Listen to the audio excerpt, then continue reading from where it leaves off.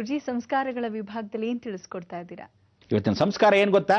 ಇವತ್ತಿನಿಂದ ನೀವು ಆ ಲಕ್ಷ್ಮೀ ಕೃಪಾ ಕಟಾಕ್ಷಕ್ಕೆ ಹೊಂದ್ಕೋಬೇಕಾದ್ರೆ ಅಲಕ್ಷ್ಯವನ್ನು ಮಾಡಬಾರ್ದು ಅಂತ ಹೇಳಿ ಆ ಲಕ್ಷ್ಮೀ ಕೃಪಾ ಕಟಾಕ್ಷಕ್ಕೆ ಪಾತ್ರರಾಗಬೇಕು ಅಂದರೆ ಏನು ಮಾಡಬೇಕು? ಲಕ್ಷ್ಯವನ್ನು ಯಾವ ಕಾಲಕ್ಕೂ ಮುಟ್ಟಬೇಕು. ಈ ಲಕ್ಷ್ಯವನ್ನು ಮುಟ್ಟಕ್ಕೆ ಶಕ್ತಿ ಕೊಡೋರು ಯಾರು?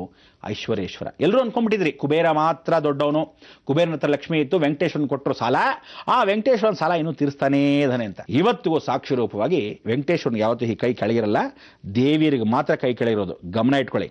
ಎಲ್ಲ ನಾವುಗಳು ಫೋಟೋ ಮಾಡ್ಕೊಂಡ್ಬಿಟ್ಟು ವೆಂಕಟೇಶ್ವರನ ಕೈ ಮಾಡ್ಕೊಂಡ್ಬಿಟ್ಟಿದ್ದೀರಾ, ನೀವು ಮಾಡ್ಕೊಂಡ್ಬಂದ್ಬಿಟ್ರಿ, ಸರಿ ಆಯಿತು, ಕಾಲ ಆಯ್ತು ತಸ್ಮೆ ನಮ್ಮ ಹಾಗೇ ಬಂದ್ಬಿಡ್ತು. ಅದು ವಿಗ್ರಹ ದೇವಿ ದುರ್ಗೆ, ವೆಂಕಟೇಶ್ವರ ಆಗೋದ. ಯಾಕೆಂದರೆ ಇಬ್ಬರು ಅಣ್ಣ ತಂಗಿ ಆಗಿರೋದ್ರಿಂದ ಇಬ್ಬರು ಹತ್ರ ಶಂಕು ಚಕ್ರ ಇದೆ, ಗದಾ ಪದ್ಮ ಇದೆ, ನಾಮ ಏನು ಮಾಡಿರ್ತಾರೆ. ಅದಕ್ಕೆ ನೀವು ದರ್ಶನ ಮಾಡಬೇಕಾದ್ರೆ ವೆಂಕಟೇಶ್ವರ ಮಹಿಮೆ ಹೇಳಿದ್ದೆನಲ್ಲ, ಏನು ಹೇಳಿದ್ದೆ?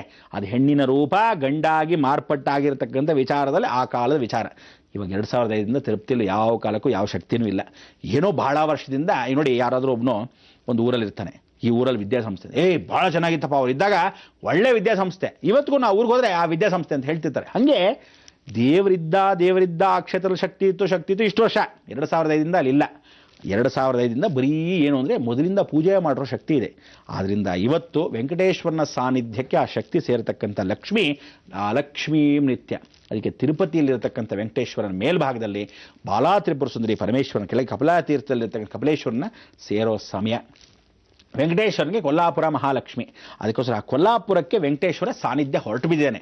ನೀವು ನೋಡ್ಬೋದು, ಶ್ರೀದೇವಿ ಭೂದೇವಿ ಸಮೇತ ಚಂದ್ರಗಿರಿ ದೇವಸ್ಥಾನಕ್ಕೆ ಹೋಗಿ ನೋಡಿ, ವೆಂಕಟೇಶ್ವರ ಮುಖದಲ್ಲಿ ಕತ್ಲು.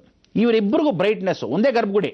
ಈ ಕಡೆ ಶ್ರೀದೇವಿ ಭೂದೇವಿ ನೋಡ್ಬೋದು, ವೆಂಕಟೇಶ್ವರ ಮುಖದಲ್ಲಿ ಕತ್ಲು. ಅಂದರೆ ಕಲ್ಲಲ್ಲಿ ಕೂಡ ಅಷ್ಟು ಚೆನ್ನಾಗಿ ಕಾಣುತ್ತೆ. ಅರ್ಥ ಅಂದರೆ ಸಾನ್ನಿಧ್ಯ ವೆಂಕಟೇಶ್ವರ ಮಾತ್ರ ಕೊಲ್ಲಾಪುರಕ್ಕೆ ಹೊರಟಿದ್ದಾನೆ.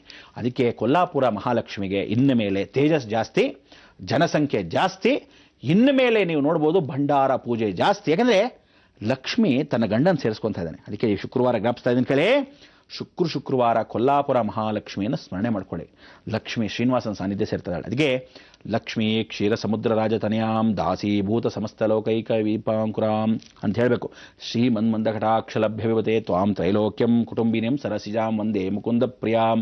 ಆ ಲಕ್ಷ್ಮಿ ಮುಕುಂದನ ಪ್ರಿಯನಾಗಿರ್ತಕ್ಕಂಥವಳು ಸಮುದ್ರ ಬಿಟ್ಟು ಮತ್ತೆ ತಿರುಗಿ ಶ್ರೀನಿವಾಸನ ಸಾನ್ನಿಧ್ಯ ತೀರಕ್ಕೆ ಹೋಗ್ತಾಳೆ.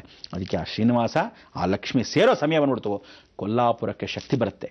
ಶಕ್ತಿ ಎಷ್ಟು ಸೇರುತ್ತೆ ಅಂದರೆ ಇಡೀ ನೀರು ಸಮುದ್ರ ಆ ಮಟ್ಟಕ್ಕೆ ತೇಲತ್ತೆ. ಅದಕ್ಕೆ ಹೇಳ್ತಿರೋದು, ದಕ್ಷಿಣ ಭಾಗದಲ್ಲಿ ಇರ್ತಕ್ಕಂಥ ಶಕ್ತಿ ಕೊನೆಯ ಭಾಗ ಪಶ್ಚಿಮದಲ್ಲಿ, ಅಂದರೆ ಇವಳು ಪಶ್ಚಿಮದಲ್ಲಿ ನೋಡ್ತಾ ಇದ್ದಾಳೆ, ಲಕ್ಷ್ಮಿಯಿಂದ ಬಂದದು ಸಮುದ್ರ ಮತನ ಇವಾಗ ಆಗತ್ತೆ, ಸಮುದ್ರ ರೈಸ್ ಆಗತ್ತೆ, ಲಕ್ಷ್ಮಿ ಶ್ರೀನಿವಾಸನ್ ಸೇರ್ತಾಳೆ. ಅದು ನಿಮಗಿರ್ತಕ್ಕಂಥ ಸೈಕಲಾಜಿಕಲ್ ಎಫೆಕ್ಟ್ ಕಾಮನ್ ಆಗಿ ನೋಡ್ತಕ್ಕಂಥದ್ದು. ನೀವೇನು ಅನ್ಕೊಂತೀರಾ? ಸಮುದ್ರ ನೀರು ಜಾಸ್ತಿ ಆಗ್ಬಿಡ್ತಿದೆ ಅನ್ಕೊತಾ ಇದ್ದೀರಾ? ಸಮುದ್ರ ಲಕ್ಷ್ಮಿನ ಸೇರ್ತಾ ಇದೆ, ಮತನ ಆಗ್ತಾ ಇದೆ. ಅವರಿಬ್ಬರ ಸಾನ್ನಿಧ್ಯ ಸೇರೋ ಸಮಯಕ್ಕೆ ಏನಾಗಬೇಕು? ಪ್ರಳಯ ಆಗಬೇಕು. ಅದಕ್ಕೆ ಇವತ್ತಿನಿಂದ ಲಕ್ಷ್ಮೀ ಪೂಜೆಯನ್ನು ಚೆನ್ನಾಗಿ ಮಾಡ್ಕೊಳ್ಳಿ. ಪ್ರತಿದಿನ ಸಾಯಂಕಾಲ ಲಕ್ಷ್ಮೀ ಪೂಜೆ ಮಾಡ್ಕೊಳ್ಳಿ. ನಾಳೆ ಜ್ಞಾಪಕ ಇಟ್ಕೊಳ್ಳಿ, ನರಸಿಂಹಸ್ವಾಮಿ ಯಾವುದಾದ್ರು ದೇವಸ್ಥಾನದಲ್ಲಿ 5 ನರಸಿಂಹಸ್ವಾಮಿ ಬೇರೆ ಬೇರೆ ದೇವಸ್ಥಾನಗಳು ದರ್ಶನ ಮಾಡಬೇಕು, 5 ಈಶ್ವರನ ದೇವಸ್ಥಾನ ಬೇರೆ ಬೇರೆ ದರ್ಶನ ಮಾಡಬೇಕು.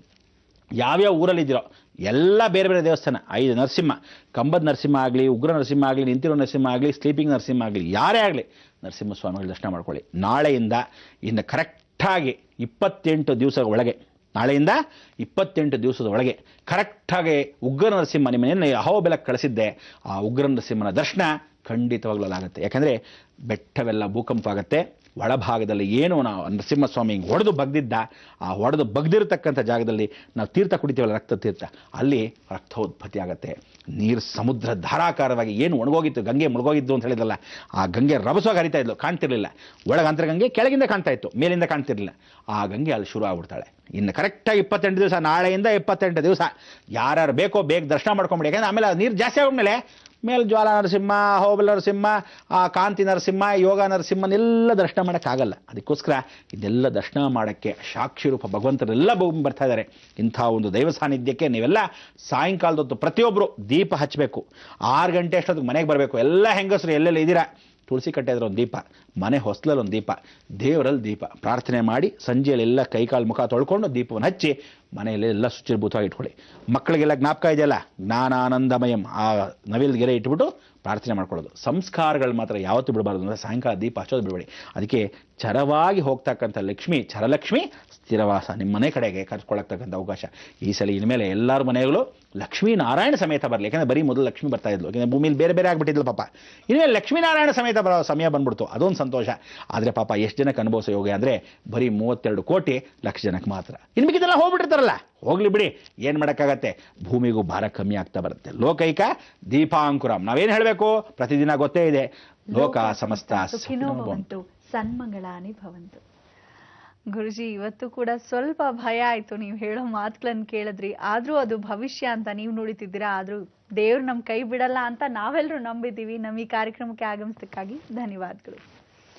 ವೀಕ್ಷಕರೇ, ಸೋಮವಾರದ ಬೃಹತ್ ಬ್ರಹ್ಮಾಂಡ ಕಾರ್ಯಕ್ರಮವನ್ನ ತಪ್ಪದೆ ನೋಡಿ. ಯಾಕಂದ್ರೆ ಆಗ್ಲಿಂದ ಹೇಳ್ತಾನೆ ಇದ್ದೀನಿ, ಜ್ಞಾನಗಂಗಾ ಸಿದ್ಧಗಂಗಾ ಕಾರ್ಯಕ್ರಮವನ್ನ ನೋಡೋಣ, ಸಿದ್ಧಗಂಗಾ ಕ್ಷೇತ್ರದ ಮಹಿಮೆಯನ್ನ ತಿಳಿದುಕೊಳ್ಳೋಣ.